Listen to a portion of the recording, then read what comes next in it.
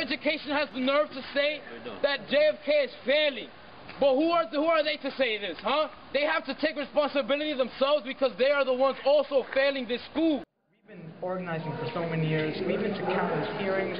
We've been face-to-face with politicians before. So we know what it's like when they make the big decisions without us.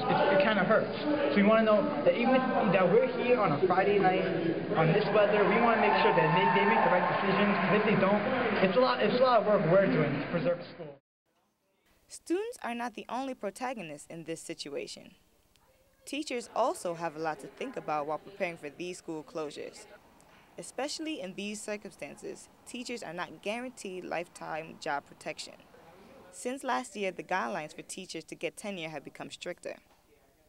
I read the articles in the newspapers where they outlined what they wanted to do, and I just remember that it gives principals the authority to increase the number of years that somebody's on probation before they have to make a decision, and that I think there are 3 or 4 ratings. The first 2 are good. If you get 2 bad ratings, then you can be removed in terms of then you can't become a teacher anymore. I think that's a little bit too stringent. I think the process we had when I became a teacher, I was on probation for 3 years. I worked very hard. I was observed, I think it was 6 times a year, twice by the principal, 4 times by the assistant principal. There were many opportunities to be critical and to evaluate the teacher, and I do believe even then they could extend it by 1 more year. I think what this process is going to do, it's going to maybe inhibit or prohibit some people who are thinking about teachers going into it. And I think one of the reasons people like going into teaching is because it is a secure position with certain guaranteed employment and so on. And this is all changing. I don't think it's really necessary. I think the current system allows for teachers who are, not qualified to be weeded out within the first 3 years is a long time to be evaluated. So the question on most people's minds is, what will happen to these students once these schools shut down? Assemblyman Marcus Crespo, who has been working on this problem for some time, has the answer. Office of Assemblyman Marcos Crespo, how can I help you? I'm a bit troubled by the way the city handles the closure process. A couple of things. A couple of years back, there was a big uproar over the city wanting to close several schools throughout the city. They didn't do any notification in advance to the community. They didn't really reach out to the parents or the school community to find out what could have been done to improve those schools. And those schools really didn't get a fair shot in terms of resources. You got to understand, when the city talks about closing a school, they're talking about replacing it with a different school. It's not a situation where they will close a school, eliminate that school community from that neighborhood and all. What they're discussing is phasing out a particular school and phasing in a new school. And that's considered a closure in many respects because it's not the school as you knew it. It might be a new team with a new mission, with a new approach to teaching, but there will remain a school there. So for a lot of those students, some may be able to apply and stay within that same school. Some may have an opportunity to transfer to other schools or move into other schools, maybe even within the same building. And so at the end of the day, those children will have a seat. Although students will have somewhere to go to after their school closes, they will only add to the recent problem that New York City schools are having, which is overcrowding. Education enrollment figures claim that some schools are filled to approximately 200%. When these students finally relocate, they will have to deal with limited space in classrooms, as well as the emotional attachment they had to their former school. It's very difficult because any one of us who went to a particular school have an attachment to the name, to the school, to the community that was there when we enjoyed it as students. And I think that plays a lot into it. There's a real life situation for the administration and for the teaching team because these are their jobs. I mean, there's no guarantee that the new school will hire the same staff. And so I think to that extent, it's a very difficult change to make. I think the city has to be very, very careful to make sure that they are only looking to close the schools that really have tried everything and nothing seemed to work. But we can't shortchange a team of people and say to them, you have to do a better job with less resources. If not, you're out of a job. I think that's unfair, and that's a setup for failure. That's happened in some of the schools that the city has tried to close. And so there are a number of schools out there. I have a couple of schools that are looking to be closed in my district. One of them was attempted to be closed last year, but because of a lawsuit, the city had to keep it open. Now they've done a lot more outreach in terms of portraying what's gone wrong there. I'm still reviewing that information, and I want to make sure that they got it right, because if not, we shouldn't go to that drastic step of closing. Nonetheless, it's always a difficult decision to do that and to rename a school, to change it. There's a lot of sentimental value to the name and to the school community, on the students that are there and the students that graduated from there. And so it's always a very, very difficult thing to do. But we're always looking for the best for our students as well. And if a school has had issues and has been challenged and hasn't been able to live up to par to their expectations, then I think it's only fair to the students that are there, that are hoping to graduate with the right mindset, with the right level of education.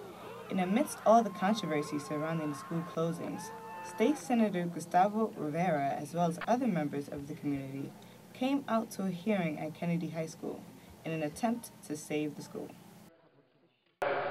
I'm here to speak today alongside other elected officials and community leaders and community members.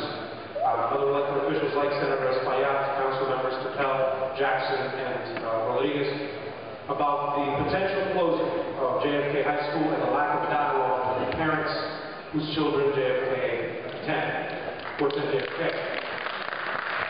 I am here on behalf of hundreds of students and families that live in the 33rd Senate District that will be impacted by the potential closing of this high school. And I'm particularly concerned by the way the Department of Education has proceeded with this process, because I know that we can do better. The poor communication between the Department of Education and the parents of Kennedy is a huge problem, because parents need to have a voice as we proceed to make decisions that are going to impact them and their children. My understanding is that JFK was so overcrowded that in 2003-2004 school year, the capacity supposedly was 3,785, and that the enrollment was 4,739, and that leaves approximately 950 students way over the capacity. And if you think about this for a second, and you are a parent looking at schools for your children, would you register your child in a school that had over 950 students over the capacity? More of the school closing drama continued in Lower Manhattan as this rally took place. My daughter's 7 years old and PS 114 in Canarsie, and I think it's disgusting that they want to get rid of the new teachers. Meanwhile, they're keeping this old principal that they had that was stealing money, taking money, and they moved her to the Bronx. Get rid of that. They don't have to get rid of the new teachers. New teachers are excellent. They have enthusiasm. A lot of schools in the city are struggling to keep doors open. Working harder every day, putting emphasis on the word community. We all put a little effort on this, and you expect them to do so well.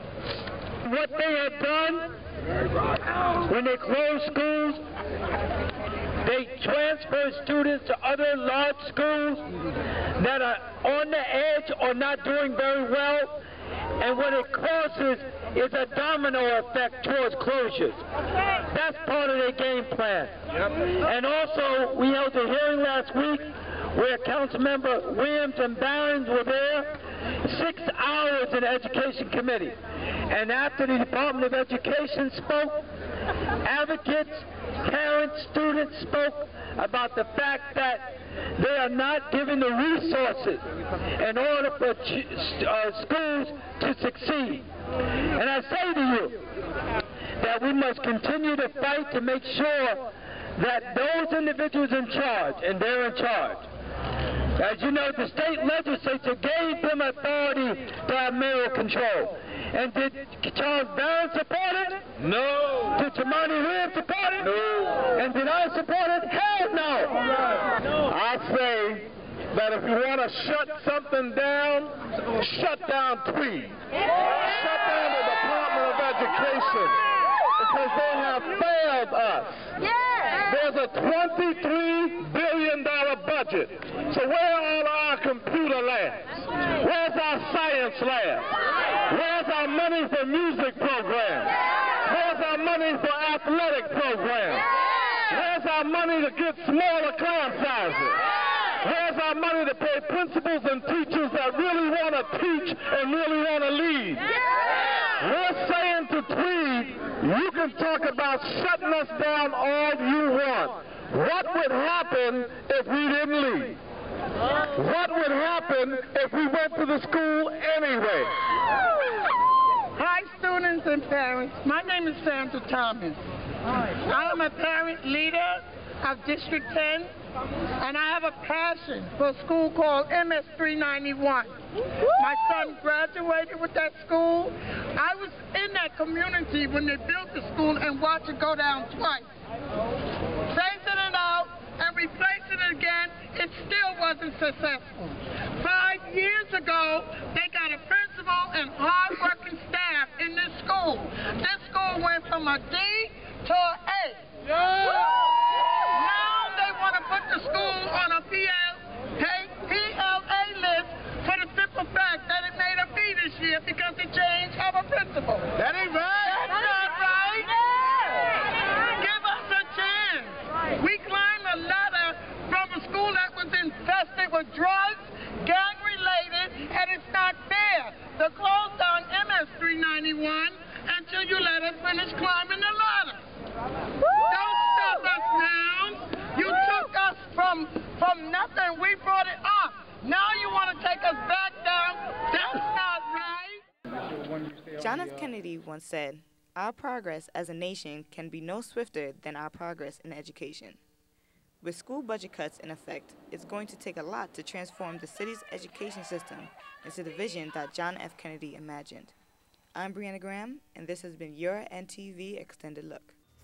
And that wraps it up for this edition of NTV. Thanks for watching, and stay tuned for another episode that will be airing very soon.